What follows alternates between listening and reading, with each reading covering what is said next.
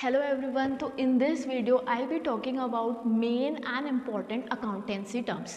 तो ये है हमारा वीडियो नंबर 2। अकाउंटेंसी मैंने गोल्डन रूल समझाया था, आज मैं आपको समझाने वाली हूँ कि इसमें आपको कौन कौन से टर्म्स पता रहने चाहिए जब भी आप अकाउंटेंसी करते हैं। तो अकाउंटेंसी में जो सबसे पहला वर्ड है जो आपको समझना है वो है एसेट्स।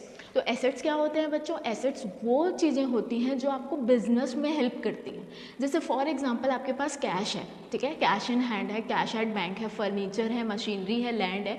तो ये क्या करता है, आपको बिजनेस में हेल्प करता है। उस काम को करने के लिए क्या करता है, ईजी करता है। जो आप बिजनेस करोगे ना, उसको काम करने के लिए वो क्या करता है, एसेट्स क्या करता है, उसको ईजी करता है। जैसे फॉर एग्जाम्पल मैं जहाँ बैठी हूँ, ठीक है, ये जो डेस्क एंड बेंचेज हैं ये मेरे लिए एसेट है।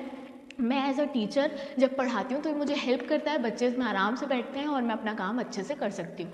वैसे एसेट्स होते हैं जो हेल्प करते हैं बिजनेस कंसर्न को, तो हम इसको संपत्ति, जायदाद ये सब बोल सकते हैं, ठीक है। इसके बहुत सारे टाइप्स होते हैं, वो आप अदर वीडियो में देख सकते हैं कि एसेट्स के भी टाइप्स होते हैं। सेकेंड पार्ट है आपका इसमें जो मुझे समझाना है वो है लाइबिलिटीज़। अब लाइबिलिटीज़ क्या होती है बच्चों? लाइबिलिटीज़ वो चीज़ें होती हैं जो आपको पे बैक करनी है, ठीक है। जैसे फॉर एग्जांपल आपने बिजनेस स्टार्ट किया, ठीक है, और आपने किसी से क्या खरीदे, गुड्स खरीदे, तो आपको कुछ ना कुछ उसको पे करना पड़ेगा। तो जब आप किसी चीज़ के लिए लाइबल हो तो उसको बोलते हैं लाइबिलिटीज़। अगर आप तुरंत कैश दे रहे हैं तो आप लाइबिलिटी क्रिएट नहीं करोगे। इसको एक्सप्लेन करने के लिए मैं एक एग्जाम्पल लेती हूँ। फॉर एग्जाम्पल एक पर्सन है जिसका नाम है श्याम। श्याम ने गुड्स खरीदे 5,000 के और ऑन द स्पॉट क्या कर दिया, राम को उसने पेमेंट कर दी। तो यहाँ पे कोई भी लाइबिलिटी क्रिएट नहीं होगी। सेकंड केस देखो, श्याम ने क्या किया, गुड्स खरीदे राम से 5,000 के और उसने ये बोला कि अभी मेरे पास पैसे नहीं है, मैं इसको क्रेडिट ट्रांजैक्शन मान के आपको 2 महीने में ये पैसे दे दूंगा।